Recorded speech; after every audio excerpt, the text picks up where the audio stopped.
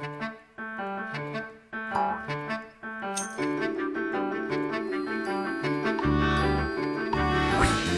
time was coming to celebrate the Passover.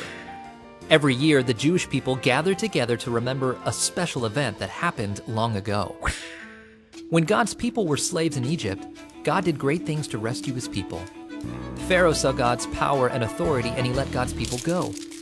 God had used Moses to lead his people out of Egypt to the promised land. God did not want the people to forget that time, so every year the Jews had a feast. Many Jews traveled to Jerusalem to celebrate. 6 days before the Passover feast began, Jesus went to the town of Bethany. Bethany was near Jerusalem, and Jesus' friend Lazarus lived there with his sisters, Mary and Martha. Jesus and his disciples went into Simon's house for a meal. Jesus was reclining at the table when Lazarus' sister Mary came to him. She had a jar of very expensive oil. The oil smelled good, like a perfume. Mary broke open the jar and poured the oil on Jesus' head and feet. Some of Jesus' disciples were very upset. They thought Mary had wasted the expensive oil by pouring it on Jesus. The oil was worth 300 denarii, about a year's pay. One of the disciples, Judas Iscariot, who was about to betray him, said, "She could have sold the oil for a lot of money, and then she could have given the money to the poor."